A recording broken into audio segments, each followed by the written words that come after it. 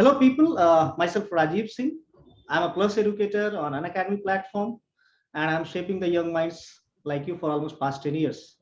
Students and people, आज result आया है गेट का और हमारे साथ आज बैठे हुए हैं हमारे बहुत ही प्यारे स्टूडेंट। इनका नाम है संकल्प, राइट? संकल्प, नमस्ते सर। नमस्ते। पूरा नाम क्या है आपका? सर मेरा नाम है संकल्प शुक्ला। संकल्प शुक्ला। तो ये हमारे साथ हमारे गाइडेंस में यहाँ अनअकैडमी प्लेटफॉर्म के ऊपर अपने गेट की प्रिपरेशन कर रहे हैं और कर रहे थे। कंटिन्यूड है इनका प्रिपरेशन फिलहाल और भी अपकमिंग इवेंट्स के लिए। आज जैसे ही गेट का रिजल्ट आया तो हमने एक दूसरे से कांटेक्ट किया और आप लोगों के लिए आज मैं शैलेश को लेके आया हूँ। काफी अच्छे स्टूडेंट रहे हैं और कॉन्ग्रेचुलेशंस, आपने गेट में बहुत अच्छा रैंक लाया। You qualified and you cracked this GATE exam with flying colours. तो संकल्प, आप कहाँ से बिलोंग करते हैं? सर मैं वाराणसी उत्तर प्रदेश का हूँ। सर मैंने अपना मैकेनिकल इंजीनियरिंग में बीटेक भी यहीं से आईआईटी बीएचयू वाराणसी से किया था। 2020 में पास आउट था। उसके अच्छा, बाद सर मैंने जी ओके। तो इससे पहले स्कूलिंग कहाँ से हुई थी आपकी? सर मैं यहीं पे वाराणसी में ही स्कूलिंग हुई थी और बहुत एक स्कूल है जो बीएचयू बनारस हिंदू यूनिवर्सिटी से ही एफिलिएटेड है। ओके, उसी में ही एजुकेशन था मेरा। Okay. It was Hindi medium की English medium? No sir, it was English medium, CBSE school. CBSE school. Okay, great, awesome. उसका 12th आपने फिर? 12th 9th 10th 11th 12th sir वहीं से करा। फिर उसके बाद मैंने सर आईआईटी जेईई की प्रिपरेशन की। उसके अच्छा, लिए सर मैं कोटा गया, कोटा अच्छा, राजस्थान गया। ओके, सर फिर मेरी 3600 रैंक आई थी आईआईटी में सर। ओके, तो मेरा सर मतलब मेरा दिल की इच्छा थी सर, मैं आईआईटी खड़गपुर जाना चाहता था, लेकिन क्योंकि घर के पास था और घर वाले चाहते थे तो मैंने अपना आईआईटी बीएचयू से मैकेनिकल इंजीनियरिंग चूज किया। अच्छा। लाइक आप खड़गपुर जा सकते थे, मैकेनिकल आपको वहां भी मिल सकता था, जी जी लेकिन अल्टीमेटली चूंकि घर के पास बीएचयू था तो हाँ सर। जान लिया कि नहीं, कि घर के पास ही रखना है। तो आप अकेले ही हैं क्या भाई बहन में? नहीं सर, मेरी एक छोटी बहन है। अच्छा, अच्छा, भाई अकेले ही मतलब आप हैं? जी सर। राइट। तो आईआईटी बीएचयू से 2020 में आपने अपना बीटेक कंप्लीट किया, फिर वहां से कुछ प्लेसमेंट वगैरह हुआ था क्या आपका? हाँ सर, मेरा कैंपस प्लेसमेंट हुआ था sir, Larsen and Toubro valves, LNT valves Coimbatore में सर, तमिलनाडु में। वॉल्व्स को? मैं वहाँ या एलएनटी वॉल्स, एलएनटी की कंपनी है सर कोयम्बटूर में, वहाँ मैं 1 साल था। अच्छा, फिर उसके बाद मैंने यस सर। ओके। तो 2020 लाइक आप जून के आसपास गए होंगे यस सर। और 2021 मई जून तक आप वहां थे? हाँ सर, मैं जुलाई में आ गया था वापस। ओके। तो ये जॉब गेट छोड़ के दी। प्रिपरेशन का दिमाग में कब आया? लाइक जब आप कॉलेज में थे तब आया था या फिर सर ये yes, सर ये मेरे माइंड में सर थर्ड ईयर में ही आ गया था कॉलेज में, क्योंकि ओके, मुझे पता चल गया था कि जो कॉलेज में जो प्लेसमेंट का सीन है वो कोडिंग और नॉन कोर प्रोफाइल के लिए ज़्यादा है, सॉफ्टवेयर वगैरह के लिए। अच्छा, तो वहीं से मेरे दिमाग में था कि पीएसयूज तो बहुत कम आती है कैंपस में, उसके लिए गेट की प्रिपरेशन करनी चाहिए। हम्म, और मुझे अच्छा भी लगते थे मैकेनिकल के सब्जेक्ट, तो ओके, मैंने उसी समय से शुरू कर दिया था sir preparation. Good, but Covid आ गया सर, 2020 में कोविड आ गया, तो हाँ, मैं रिस्क नहीं ले पाया। लोगों ने बोला एग्जाम होगा कि नहीं, वैकेंसी आएगी कि नहीं, तो मुझे जॉब लेनी पड़ी। लेकिन okay, back of the mind मेरे गेट ही था। अच्छा। तो जब स्टार्ट आपने किया तो किस तरह के रिसोर्सेस यूज कर रहे थे आप गेट के पेपर के लिए, प्रिपरेशन के लिए? यस सर, जब मैंने थर्ड ईयर में शुरू किया तो सर उस समय उतना ऑनलाइन प्लेटफॉर्म था नहीं अच्छा, हम्म, मतलब। हम्म, तो मैंने नोट्स वगैरह मंगाए थे दिल्ली से, और बाकी कॉलेज के जो सीनियर्स थे उनसे पूछा था जो पहले क्वालिफाई कर चुके हैं। हम्म, तो उन्होंने भी हमें बताया कि एक दो साइट्स जहाँ पे जो पुराने सीनियर्स क्वालिफाइड है उनके नोट्स थे, तो उसको देखते हुए अपने आप को भी हमने अलाइन किया। और हमारे कॉलेज में सर ऑप्शन भी था जैसे कुछ सब्जेक्ट चूज करने का, जैसे कि आरएसी एक सब्जेक्ट है सर, तो वो गेट में है, तो राइट, उसकी जगह एक दूसरा ऑप्शन था आईसी, कोई और ऑप्शन था सब्जेक्ट चूज करने का। तो यस। हमने ऐसे सब्जेक्ट भी चूज किए अपने कॉलेज में कि हम लोग अलाइन कर पाए जो गेट के इलेक्टिव्स सिलेबस थे के साथ आपने जो। ऐसे चूज किए जो गेट जी में भी हों, लाइक हाँ, जैसे मैंने आरएसी चूज किया था सर। आरएससी चूज किया in place of like robotics और something else, yes sir, mechatronics और yes sir, something. Mechatronics, right, या राइट। मेकाट्रॉनिक्स की जगह। हाँ, हाँ, हाँ, हाँ, गुड। और फिर आप जब जॉब में चले गए तो क्या आपकी प्रिपरेशन कंटिन्यूड थी वहां? बिल्कुल सर, मैं लाइक आफ्टर जॉब आवर्स मैं बिल्कुल ट्राई करता था तैयारी करने की और पूरा अच्छा किया था। थोड़ा ओके, सा एग्जामिनेशन डे के दिन मेरा परफॉर्मेंस उतना अच्छा नहीं हो पाया सर, काफ़ी सेंटर दूर था और तमिलनाडु में मैं सर थोड़ा सा सेंटर पे अच्छे से परफॉर्म नहीं कर पाया। वो एकदम फॉरेन लैंड था मेरे लिए सर, मेरा हाँ, कोई था नहीं वहाँ पे। यस। तो मेरी 590 रैंक आई थी सर 2021 में। लास्ट ईयर जब आपने एग्जाम दिया था तो आपकी रैंक जी 590 थी। It was yes almost sir, like आपने सेल्फ प्रिपरेशन किया था। Yes sir, yes sir. College में कंपनी के साथ ही सर, आफ्टर जॉब आवर्स में थोड़ा बहुत प्रिपरेशन कर। Okay, and thereafter in July और something you left your job, yes sir, yes, July 2021। Yes sir. Then उसके बाद क्या किया फिर आपने? फिर मैं सर घर आया अपना, फिर एकदम डेडिकेटेड प्रिपरेशन की गेट की ओके। 2022 के लिए, और सारे ऑनलाइन प्लेटफॉर्म्स वगैरह का यूज़ किया अच्छे से, अच्छे टीचर्स को सेलेक्ट किया और हम्म। फिर फाइनली सर इस बार अनअकैडमी का में रिजल्ट। आपने कब ज्वाइन किया था? सब्सक्रिप्शन सर कब? वही मैंने जब अगस्त में आया, जब मैं अगस्त में आया तो सर मैंने थोड़ा सर्च किया, तो हम्म। सर सितंबर तक मुझे सर थोड़ा आइडिया हो गया कि इस समय अगर घर से रह के ऑनलाइन प्रिपरेशन करना है तो Unacademy is the best platform. Okay. तो सर मैंने वहाँ ज्वाइन किया और टीचर्स भी मुझे कुछ अच्छे मिल गए थे, ओके। जैसे सर आप और भी एक दो टीचर्स। तो मैं बस कंटिन्यू किया अपना। ओके, स्पेशली किन एडुकेटर्स को आपने फॉलो किया था यहाँ? सर बेसिकली तो सच बताऊं तो मैंने आपके लिए, क्योंकि प्रोडक्शन इंजीनियरिंग जो है सर वो अभी तक बड़े रोट मेमोराइजेशन बेस्ड थी, तो मुझे थोड़ा सा कभी कभी प्रॉब्लम होती थी हम्म। क्वेश्चंस में। तो हम्म। मुझे आपके यूट्यूब वीडियोस और स्पेशल क्लासेस से पता चला कि सर आपका एक है प्रोडक्शन इंजीनियरिंग, बहुत अच्छा ग्रिप है। तो मैंने सर आपका सारा प्रोडक्शन इंजीनियरिंग का फॉलो किया। उसके हम्म। अलावा सर मैंने प्रवीण कुलकर्णी सर और मारुति तिवारी सर के कुछ ओके, लाइक कोर्सेज फॉलो आपने किए। डिजाइन रिलेटेड सब्जेक्ट्स थे वो मारुति सर से पढ़े थे, और ये जी, मैन्युफैक्चरिंग से रिलेवेंट जितने सब्जेक्ट है वो मेरे से, और बाकी थर्मल वगैरह रिलेटेड सब्जेक्ट्स जो है थर्मल वगैरह एंड फ्लूइड वगैरह सर वहाँ से। वो कुलकर्णी सर से आपने फॉलो किया। Like all these three educators combined together आपका प्रिपरेशन आपको लगा कि बहुत अच्छे से हो जाएगा, राइट? बिल्कुल, बिल्कुल सर। ऑसम। तो जब आपने जॉब छोड़ दिया, पूरा का पूरा दिन आपके पास था, तो कैसे आप अपना डेली का स्केड्यूल मैनेज करते थे? सर मेरा शेड्यूल ऐसा रहता था कि पहले मॉर्निंग में, क्योंकि माइंड मेरा बहुत फ्रेश रहता था, तो मैं मैथ पढ़ता था मॉर्निंग में, अबाउट व्हिच मैथमेटिक्स टाइम? पे, morning? Like 9 to 12, 9। Like 3 hours नहीं, जैसे 2 ही घंटे पढ़ता था और हाँ। कुछ उसके न्यूमेरिकल सॉल्व कर लिए प्रीवियस ईयर या जो भी। ओके। उसके बाद मैं सर अपने मैकेनिकल के सब्जेक्ट्स पे आ जाता था, लंच के बाद और शाम तक, इवनिंग तक, रात तक। तो ओके। सर उसमें भी मैं वेरिएशन रखता था, जैसे कि आफ्टर लंच थोड़ा वैसा लगता है, तो जैसे कोई लाइट सब्जेक्ट जिसमें आपकी पकड़ है पहले से, हम्म। वो पढ़ लिया, उसके क्वेश्चन सॉल्व कर लिए। फिर शाम को थोड़ा फ्रेश फील कर रहे हैं तो strength of material, fluid mechanics, इसमें थोड़ा आपको अभी कॉन्सेप्चुअल क्लैरिटी चाहिए। तो राइट। मैं सर थोड़ा अपने बॉडी एनर्जी के साथ अपने सब्जेक्ट को मैंने वो किया था सर जेल, हाला। ताकि मैं अच्छे से उस पर टाइम दे। जी। हम्म। तो डेली इस तरह से जब आप स्टडीज कर रहे थे, ऑनलाइन लेक्चर्स आपके पास अनअकैडमी के थ्रू अवेलेबल था, उसको आप देख रहे थे, साथ में क्वेश्चंस लगा रहे थे। मीनवाइल ऐसे बहुत सारे सब्जेक्ट्स को पढ़ने के दौरान भी ऐसा हुआ होगा कि बहुत सारे कॉन्सेप्ट्स आपको समझ में एक बार में नहीं आए होंगे, बिल्कुल और कभी ना कभी आपने बीच में थोड़ा सा डिमोटिवेट फील किया होगा। तो बिल्कुल कैसे अपने बिल्कुल। आप को मोटिवेटेड रखते थे लाइक उस पीरियड में? सर जैसा कि मैंने बताया सर, मैं जॉब छोड़ के आया था, तो सर हम्म। मुझे ऐसा ज़्यादा अपने आप को रोज मोटिवेट करने की ज़रूरत नहीं पड़ती थी, ओके। क्योंकि अगर एक बार आप जॉब छोड़ देते हैं तो आपको खुद ही, क्योंकि ये डिसीजन आपका होता है, हम्म। क्योंकि पेरेंट्स कभी नहीं बोलेंगे कि जॉब छोड़ के तुम प्रिपरेशन करो। राइट। आपने जॉब छोड़ के प्रिपरेशन करी है, मतलब ये it's your decision to make it worth it. तो हम्म। सर मैं पूरा दिन यही सोचता था कि सर मैंने जॉब छोड़ी है और मुझे बेटर करना है। तो एक तो ये मोटिवेशन था, दूसरा एक आप जो बताते थे सर कि हमें मोटिवेशन अपना डेली टारगेट फॉलो करके ही मिलेगा। हम्म। किसी की बात सुनकर या किसी का मोटिवेशनल वीडियो देखकर वो 1-2 दिन तक ही रहता है मोटिवेशन। हम्म। लेकिन अगर आप रोज डेली गोल्स अपने टारगेट अचीव कर रहे हैं, तो हम्म। वो मोटिवेशन अलग लेवल का होता है, वो बहुत ऑर्गेनिक मोटिवेशन होता है, और वो बहुत लॉन्ग लास्टिंग भी होता है। तो वही था सर, मैं टेस्ट देता था, टॉपिक वाइज टेस्ट तो अच्छे आते थे, रैंक दिखता था कि अंडर 10, अंडर 20, हम्म। तो उससे ही मोटिवेशन आता था। फिर टाइम का पता नहीं चला सर, फिर फरवरी आ गई और हो गया। ओके।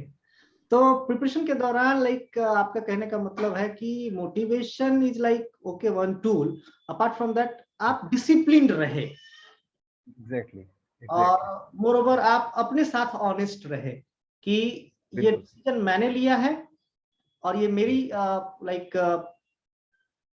जरूरत है, साथ के साथ मेरा ही गोल है, तो ये रिस्पॉन्सिबिलिटी भी मेरी है। आपने इस बात को फील किया, बिल्कुल कोई दूसरा बिल्कुल इसकी sir, this is my thing. Responsibility हो सकता है।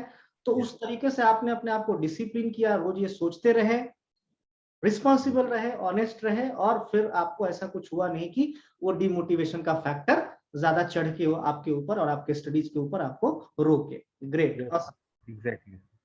तो प्रिपरेशन करने के दौरान लाइक हम पढ़ाते थे, हम क्वेश्चंस देते थे, आप सॉल्व करते थे, तो लाइक प्रैक्टिस क्वेश्चंस वगैरह कैसे कैसे कहाँ से लगाया था आपने? सर एक तो पहली बात तो अनअकैडमी में ही ढेर सारे क्वेश्चन बैंक है सर, डेली प्रैक्टिस करके होता है। उसमें हम्म। आप प्रैक्टिस कर सकते हैं, उसके पॉइंट्स भी मिलते हैं, कॉइन्स भी मिलते हैं, डेली टारगेट्स करते हैं। यस। उसका भी मैं जैसे कभी बोर हो रहा हूँ सर, मेरा मन नहीं है, तो मैं उसके ऐसे और वो कस्टमाइज भी कर सकते हैं आप कि हाँ। आपको इस सब्जेक्ट के चाहिए 10 क्वेश्चन 20 क्वेश्चन, ऐसे राइट। करके आप काफी अच्छे क्वेश्चन रहते हैं सर। और उसमें 2 ऑप्शन भी रहता है कि आपको नए क्वेश्चन सॉल्व करने हैं या प्रीवियस ईयर। तो यस। सर क्योंकि बुक से आप प्रीवियस ईयर सॉल्व करते हैं ना सर, तो वो कहीं ना कहीं माइंड में रहता है, आप कुछ मार्क किए रहते हैं, कुछ लिखे रहते हैं, तो हाँ। पूरा आप अच्छे से नहीं दे पाते हैं। जो मैंने जब ये अनअकैडमी पे दे रहा था, तो पीवाईक्यू भी आप देंगे तो उसमें लगता है कि एक न्यू क्वेश्चन आया और एग्जाम एटमॉस्फेयर में हाँ। आया, तो हाँ। उससे ही मेरे 50-60 क्वेश्चन हो जाते थे रोज के सर। उसके अलावा टेस्ट सीरीज तो रहती ही है सर, उसका भी मैं साइकोलॉजिकली वो टॉपिक चीज वाइज। कहीं ना कहीं स्ट्रांग बनाता है हमें, राइट? बिल्कुल बिल्कुल सर, कि बिल्कुल। अगर वही मैं कुछ ये बताना चाहूंगा सर। ये सर, वो दिख रहा है वो कि जो पीवाईक्यू बुक से जो हम लोग पीवाईक्यू लगाते हैं और सर जो एक स्क्रीन पे वही पीवाईक्यू आता है, दोनों में डिफरेंस है। डिफरेंस है, दोनों में साइकोलॉजिकली वो हिट करता होगा वो। ग्रेट। और आपने बहुत ही छोटी सी बात लेकिन बहुत इंपॉर्टेंट बात पकड़ी है कि बच्चे अगर इसको आने वाले जो आप लोग फ्यूचर एस्पिरेंट्स, आप लोग जो सुन रहे हैं, इससे सीखें। उन्होंने बहुत अच्छा रैंक लाया है, बहुत ही काबिल स्टूडेंट है ये। तो इनसे ये सीखिए कि जो प्रैक्टिस आप कर रहे हो स्क्रीन पे, वही जब सेम क्वेश्चन आता है तो आपको वो फील दूसरा देता है, आपके साइकोलॉजी को कहीं हिट करता है। तो उससे अभी आपको जान पहचान अभी से बना लेनी है कि बाद में जब बिल्कुल ऐसा सर। नहीं हो कि सीधा गेट का एग्जाम देने गए और सिमिलर क्वेश्चन भी है स्क्रीन पे, आप लटक गए। ऐसा भी होता है, एग्जाम का पूरा माहौल अलग होता है। ऑसम। बिल्कुल बिल्कुल। प्रैक्टिस वगैरह किया, टेस्ट वगैरह कैसे क्या दे रहे थे आप? टेस्ट तो सर प्रॉपर इंटरवल पे देता रहता था मैं सर। मतलब जैसे शुरू कि से स्टार्टिंग में जब, स्टार्ट किया जुलाई अगस्त से, तभी से आपने क्विजेज वगैरह देने शुरू कर दिया? हाँ पहले पहले तो मैं जैसे डेली कॉम्बैट देता था सर ओके। अनअकैडमी के, क्योंकि उसमें थोड़े नए क्वेश्चन आते थे सर, मुझे हाँ। बड़े अच्छे लगते थे। अच्छा। मतलब मुझे स्कॉलरशिप नहीं चाहिए थी, बट मैं ऐसे प्रैक्टिस के लिए देता था क्योंकि उसमें नए क्वेश्चन आते थे, मैंने फील किया था सर। और You टाइम are बाउंड रहता hunting था, एक for घंटे new में। questions and new quality yes sir. questions. Yes. And this year paper proves it sir, we have to hunt for new question. Yes. तो because अभी इस बार जब आपने पेपर दिया, आपका पेपर 2 था या पेपर 1 था? मेरा पेपर 2 था सर, सेट 2 था। आफ्टरनून से सर। Afternoon session. तो इस बार के क्वेश्चन में और पहले अभी 4 5 10 सालों से जो क्वेश्चन आ रहे थे, उसमें कुछ डिफरेंस भी आपको ऐसा लगा क्या? क्योंकि बहुत बच्चे बोल रहे थे कि क्वेश्चन बहुत टफ आ गया है, क्वेश्चन तो आउट ऑफ सिलेबस आ गया है। ऐसा कुछ लगा क्या आपको? लाइक क्या कहना चाहेंगे आप इस बारे में? सर मुझे ऐसा लगा कि जैसा सब लोग एनालिसिस कर रहे हैं कि 60-70% क्वेश्चन तो वैसे ही थे, हम्म। जिसमें अगर हमें फॉर्मूला और बेसिक अप्रोच पता है तो हाँ। वो हो जाएंगे। ओके। बट कुछ क्वेश्चन थे जो एकदम नए थे। जैसे मैं कुछ टॉपिक्स बताऊं सर, जैसे कि स्लैब मिलिंग का क्वेश्चन था और एक्सट्रूजन का क्वेश्चन था, जिसको हम लोग ऐसे बस थ्योरी पढ़ते हैं कि what is extrusion, what is slab milling, और उसके एकदम फॉर्मूले फर्स्ट लिख के चले जाते।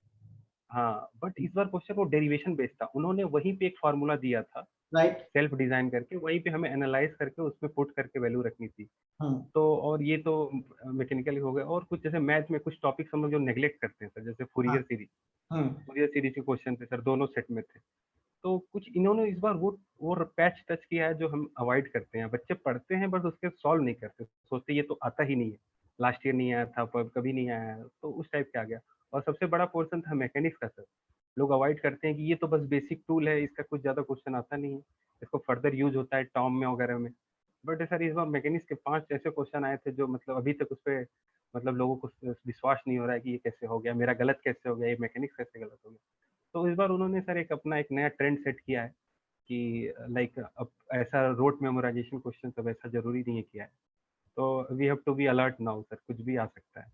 मतलब आपके विद इन कहने का सिलेबस था सर। ये है हाँ कि बच्चों को अनटैप्ड रीजन्स के ऊपर भी काफी ध्यान देना चाहिए, जहां से बिल्कुल क्वेश्चंस नहीं आए हैं। और अपार्ट फ्रॉम दैट केवल और केवल पीवाईक्यू बेस्ड स्टडी से काम बिल्कुल नहीं बिल्कुल चलने वाला है। लोगों को कॉन्सेप्ट के बेसिक्स में जाना होगा। लाइक अगर ठीक है स्लैब मिलिंग का क्वेश्चन आया था कि मैक्सिमम थिकनेस अगर हम वहां निकाल लेते सही से तो वो आंसर सही आता हमारे उस क्वेश्चन का। लेकिन अगर केवल फॉर्मूला याद करके हमने रखा है 2f/nz into square root of small d by capital D, तो शायद दिक्कत होती। अगर उसके डेरिवेशन को हमने किया होता बिल्कुल तो दिक्कत नहीं होती, वो क्वेश्चन कर ले जाते। Similar applies for I think extrusion का, आप वही क्वेश्चन के बारे में बात कर रहे हो जहां उन्होंने कहा था एक सर्टेन फॉर्मूला दिया था, वो फॉर्मूला शायद हमने पेपर में जब फॉर्मिंग पढ़ा था तो किया भी था। वो फॉर्मूला एक्चुअली दैट इज जो हमारा वहां पे एक्सट्रूशन स्ट्रेस है that will be equal to mean flow stress multiplied by extrusion strain plus 2L/D0। Yes right, वो extrusion strain A + B ln R भी हमने लिखा था वहां। हाँ वो जॉनसन इक्वेशन, जॉनसन और A + B ln R की जगह एग्जाम में उन्होंने जो फॉर्मूला दिया उसमें A और B की वैल्यू डाल दी। हमारा काम केवल ये था कि मीन फ्लो स्ट्रेस कैसे निकालना है, वो अगर हम निकाल के ले जाते तो फिर हमारे क्वेश्चन में वो दम था नहीं। तो आप इस तरह के पेपर के ट्रेंड को देखते हुए फ्यूचर एस्पिरेंट्स को आप किस तरह से गाइड करना चाहेंगे कि उन्हें किस तरह से सारे सब्जेक्ट्स पढ़ना चाहिए? अभी सर मैंने जो ऑब्जर्व किया, मैं उनसे यही कहूंगा कि सर हमें थोड़ा सा अपना अप्रोच हॉलिस्टिक रखना होगा और इन डेप्थ स्टडी करनी होगी। और जो चीज हम जैसे मैंने बताया नेग्लेक्ट करते जाते हैं, जैसे डेरिवेशन नहीं देखते, और ऐसा बहुत सारा एक और सब्जेक्ट था जिसमें ऐसा हुआ सर, हीट ट्रांसफर का, उसका हम लोग डेरिवेशन वगैरह देखते नहीं सर, बस फॉर्मूला रट के जाते हैं। उसमें इस बार बहुत अच्छे अच्छे क्वेश्चन आ गए थे। तो हमें sir in depth with derivation और with explanation on like multiple बहुत सारे क्वेश्चन प्रैक्टिस करने होंगे। ऐसे पीवाईक्यू बेस से नहीं होगा सर, बेसिकली मैं ये कहना चाहता हूँ। मतलब हो जाएगा बट वो रैंक नहीं आएगी जिसकी जो हम एक्सपेक्ट करते हैं। हाँ, सर यही मैं कहना चाहूंगा। 7 से 8 का एग्जाम हो रहा है तो अभी तक ऐसा बहुत कम ही रीजन है अलग अलग चैप्टर्स में जिससे क्वेश्चंस नहीं आए। तो अब वो टारगेट क्या कर रहे हैं कि जो अनटैप्ड रीजन है वहां से क्वेश्चंस पूछ रहे हैं, साथ के साथ इवन जिनसे क्वेश्चन पूछा गया है जो पहले फॉर्मूला बेस्ड पूछा जाता था उसी में वो कुछ कर नहीं रहे हैं, उसके डेरिवेशंस में घुस जा रहे हैं और वहां से छोटी मोटे ट्रैप करने की कोशिश कर रहे हैं। तो अगर बच्चों को घबराना नहीं, अगर उन्होंने ध्यान दे दिया कि नहीं बेसिक से कॉन्सेप्चुअली डेरिवेशंस के साथ चीजों को अगर पढ़े तो again it is not like कि बहुत ही डिफिकल्ट है उनके लिए अभी भी गेट का एग्जाम। राइट? नहीं बिल्कुल बिल्कुल सर, हमें थोड़ा सा फोकस के साथ और सारे टॉपिक्स को कवर करते हुए डेरिवेशन को ध्यान में रखते हुए पढ़ना होगा। तो ये मॉक टेस्ट वगैरह देने की शुरुआत आपने कब की संकल्प, जो फुल लेंथ मॉक टेस्ट होते हैं? सर मैंने दिसंबर के स्टार्ट में शुरू कर दिया था फुल लेंथ। और मैं पर वीक 2 देता था। और मैंने सर जनवरी में जाके सर मैं लगभग लाइक 20 टेस्ट टोटल दिए होंगे फुल टेस्ट जनवरी में। तो क्योंकि सर फुल टेस्ट मतलब सिलेबस कवर हो गया था, तो मैंने सोचा कि जितना टेस्ट दे लूँ उतना ही नए क्वेश्चन मिल जाएंगे और थोड़ा सा और डेवलप हो जाएगा बेस। अगर कुछ बच रहा हो कुछ छूट रहा हो तो मैं उसे देख लूँगा। इसलिए मैं अक्सर ही मतलब दे देता था टेस्ट। मतलब तो टोटल 20-25 टेस्ट दिए होंगे सर मैंने जनवरी में फुल लेंथ। दैट इन जनवरी, मतलब पूरे जनवरी को आपने यूटिलाइज किया अच्छे से सारे टेस्ट को लिखने। तो टेस्ट में और जो कुछ बच रहा था उसको रिवाइज कर ले रहा था, छूट रहा था जो कुछ। ओके। तो टेस्ट लिखने के दौरान आपने क्या पाया, लाइक किस तरह के इंप्रूवमेंट्स आप में हुए? टेस्ट से सर ये पता चल जाता है बेसिकली कि कौन कौन से टॉपिक रह रहे हैं। जैसे सर मैं बताऊं, टेस्ट में हमेशा एडिटिव मैन्युफैक्चरिंग और कंप्रेसिबल फ्लूइड के क्वेश्चन आते थे। हम लोग अवॉइड करते थे कि यार ये तो पिछले साल नहीं आया था, और तो बट उसको अवॉइड नहीं करना है सर। इस बार दोनों से क्वेश्चन आ गए। True, very true. और यहाँ तक कि टेस्ट में भी हम लोग एमएसक्यू थोड़ा सोचते थे कि अरे पिछले साल नहीं आया था, इस बार भी हो सकता है नहीं आया, लेकिन इस बार एमएसक्यू के 6 क्वेश्चन आ गए थे। तो यही सब हमें टेस्ट से पता चलता है कि हम क्या क्या मिस कर रहे हैं। सिलेबस तो कंप्लीट कर लिया पर एक पेपर का पैटर्न है, उसमें एमएसक्यू भी है और कुछ एडेड टॉपिक्स भी हैं, तो उसका आइडिया लग जाता है टेस्ट देने से कि हमें क्या छूटना है, क्या लास्ट मोमेंट में हमें कवर करना है। ओके। टेस्ट भी आपने अनअकैडमी प्लेटफॉर्म के ऊपर ही दिया सारा? हाँ सर। ओके। प्रैक्टिस आपने यहाँ किया, हम तीनों एडुकेटर्स को आपने फॉलो किया। आपको क्या अच्छा लगा अनअकैडमी को लेकर के? सर यही कि एक फ्लेक्सिबिलिटी है, कोई वो नहीं है कि इतने बजे जाना है और ऐसा करना है। अपना घर में बैठ के आराम से, अगर आप लाइव नहीं भी कर पा रहे हैं, वैसे तो लाइव सजेस्ट करूंगा मैं, ताकि टीचर के साथ आप इंटरेक्ट भी कर पाए, डाउट पूछ पाए। But right. अगर बाई चांस अगर आप कुछ तबीयत वगैरह जो भी है, अगर लाइव नहीं कर पाए तो रिकॉर्डेड कर सकते हैं, ये एक सबसे बड़ा बेनिफिट है। और 24/7 आपके पास है, कभी भी पढ़ सकते हैं और दोबारा भी रिविजिट कर सकते हैं रिवाइज करने के लिए। जैसे कोई टॉपिक आपको नहीं समझ में आया, बाद में 1-2 महीने बाद रिकॉल कर रहे हैं, नहीं हो पा रहा है, तो फिर वहीं पूरा टॉपिक वाइज लिस्ट है, वहाँ पे जाके आप दोबारा उसको रिकलेक्ट कर सकते हैं। राइट। बस यही सब मुझे बहुत अच्छा लगा था करने के लिए। ओके। तो बाकी एजुकेटर तो अच्छे ही। आपको लगा था कि गेट का रिजल्ट आएगा और आप इतना अच्छा कर पाएंगे? हाँ सर, मतलब मैं जब एग्जाम दे रहा था तो मुझे ऐसा अंदाजा लग गया था कि पेपर बहुत टफ है। Tough in the sense not like previous year, जो प्रीवियस ईयर का ट्रेंड है। तो मैं हाँ। सर थोड़ा सा ऐसे सेलेक्टिवली क्वेश्चन करने लगा। ओके। जो मुझे होता है ना कि ये टॉपिक में ये मुझे आता है तो ये मैं कर दूं, तो वो वहाँ पे प्रेजेंस ऑफ माइंड थी। और वहीं बाद में जाके भी मैं जब आया आंसर की तो आइडिया लग गया था सर कि हाँ, मतलब अच्छा किया मैंने कि सेलेक्टिवली किया, सब नहीं करने के पीछे भागा, नहीं तो सब गलत हो जाता। ओके। तो हाँ सर, मैं एग्जाम टाइम से ही मुझे एक आइडिया लग गया था। ग्रेट। पेरेंट्स ने जब सुना कि आपने इतना बेहतरीन परफॉर्म किया है गेट के एग्जाम में, तो उनका क्या रिएक्शन था? पेरेंट्स बड़े खुश हुए सर। बेसिकली मैं जहाँ कहूँ खुश से ज़्यादा रिलीफ हुए, क्योंकि मैं ऑलरेडी एक जॉब छोड़ चुका था। तो अब जब जॉब छोड़ के घर में रहते हैं तो पेरेंट्स हमेशा उनको चिंता रहती है कि हाँ कुछ अच्छा हो जाए जल्दी से। तो basically I would say they were more relieved than being happy. So you started your preparation for PSU point of view, और जैसा मुझे लग रहा है कि with this good rank undoubtedly आपको PSU तो मिलने ही वाला है। Apart from that आपके फ्यूचर प्लान्स क्या हैं? सर ये सर PSU तो एक है मन में, वो पहले से था कॉलेज टाइम से। उसके अलावा सर मेरा एक सिविल सर्विसेज की तरफ इंक्लिनेशन है। ओके। उसकी तरफ मैं आगे बढ़ना चाहूंगा सर। ओके, तो सिविल सर्विसेज में क्या आप मैकेनिकल ही ऑप्शनल लेके चलेंगे या फिर कुछ और सब्जेक्ट सोच नहीं रहे सर, मेरा ऑप्शनल सर मैकेनिकल ही है अभी तक तो। और उसी की डायरेक्शन में मैंने हॉलिस्टिक प्रिपरेशन करनी शुरू की थी। हैं? गुड। उसी हाँ, क्योंकि सब कुछ ऑलरेडी लेकर। आपने मैकेनिकल में अच्छा खासा टाइम लगाया है, आपने 4 साल इंजीनियरिंग के, यस उसके बाद भी आपकी जो इस अगस्त ऑनवर्ड्स जो आपकी प्रिपरेशन रही है, तो लगभग उसको भी आप 7-8 महीने मान सकते हैं। तो साढ़े 4 साल के आसपास आपने इन्वेस्ट किया है मैकेनिकल इंजीनियरिंग पढ़ते हुए आपके कॉलेज में, हाँ और दैट गेट के प्रिपरेशन के दौरान, तो फिर उसको क्यों वेस्ट जाने दे, राइट? बिल्कुल। और अभी जो फिलहाल सिविल सर्विस का ट्रेंड चल रहा है, तो हम देख रहे हैं कि जो भी इंजीनियरिंग बैकग्राउंड से लोग इंजीनियरिंग ऑप्शनल सब्जेक्ट्स जो 3 लेके चल रहे हैं, सिविल, इलेक्ट्रिकल और मैकेनिकल, तो वो अच्छा परफॉर्म कर ले जा रहे हैं। बिल्कुल बिल्कुल। क्योंकि मैकेनिकल के अलावा आपको बस जीएस, एथिक्स और इससे करंट अफेयर्स जो उनका पार्ट है उस पर ही ज्यादा ध्यान देना होगा। अगर आप नया सब्जेक्ट चूज करेंगे तो उसके लिए भी फिर आपको एक्स्ट्रा हाँ पढ़ना पड़ेगा, राइट? फिर एक्स्ट्रा टाइम देना पड़ेगा। So that's a great plan. Undoubtedly संकल्प मैं आपको देखना चाहूंगा कहीं किसी डिस्ट्रिक्ट में कि आप कलेक्टर बने हो, लाइक। बट अभी पिछले साल 23rd रैंक लेके आई थी, अपनी स्टूडेंट थी, वैशाली जैन नाम है उनका। यस सर, मैं उन्हें जानता हूँ सर। हाँ, तो she also gave that exam through mechanical only. तो yes, if she can do,